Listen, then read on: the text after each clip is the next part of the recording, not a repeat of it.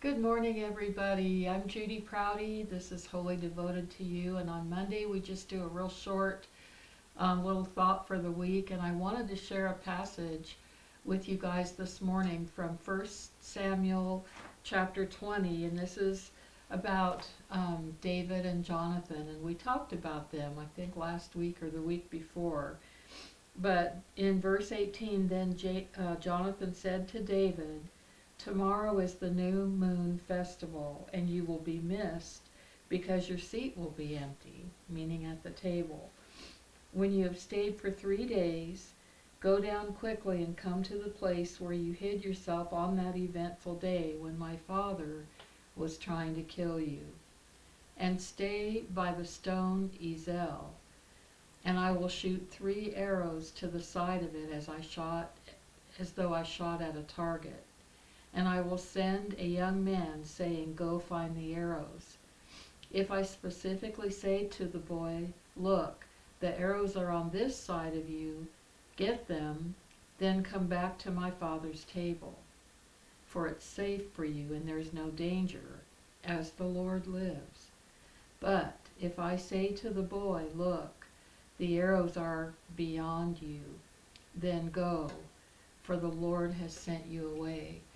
Jonathan and David had a beautiful friendship, and Jonathan was King Saul's son, and King Saul had been trying to kill David. David was God's anointed for that position of king, and Jonathan knew this. And so Jonathan had David's back and protected his life from his own father. And my point today is, what would have happened to David without Jonathan's help? He probably would have been, eventually he would have been killed by Saul. And how would that have changed history?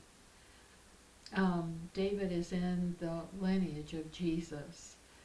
And so, Jonathan may not have known at that time how serious this was, this act that he was carrying out for David. He didn't know exactly what God's plans were for David, other than he was anointed to be king. But he didn't see years from now that David would be in the lineage of Jesus, and how that would have affected the entire world if David's life had been snuffed out. But he knew what was right to do at that moment, and that was to protect God's anointed. And so Jonathan was a history maker, a history changer. And I want to ask you today, what is God speaking to you about? Because I believe he's speaking to all of us about something. Maybe he's calling on us to protect somebody that is one of his anointed. Or maybe it's, not something as life and death as the situation was with Jonathan and David. It might be something more simple, like making a phone call to encourage somebody. You don't know what they may be going through in their life. Or just going to somebody's house for a visit. There are all kinds of things and all kinds of ways that God uses us with other people, and a simple conversation can mean so much. Probably about 50 years ago, I had a neighbor who lived next door to me, and I went out to take my trash out one day, and she was putting her 3 little kids in the car. And when I went to talk to her, she was leaving. She was leaving her husband.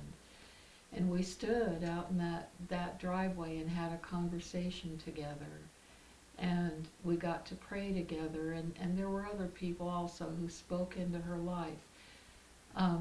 But she passed away last year, and when I was at her funeral, there were hundreds of people there to thank her husband that she had stayed with for being such a part of her life, because she ended up, as a couple, they ministered together.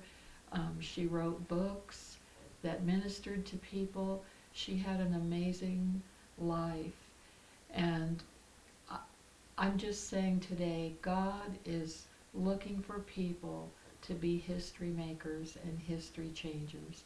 Think about that this week. Have a great week. God bless you.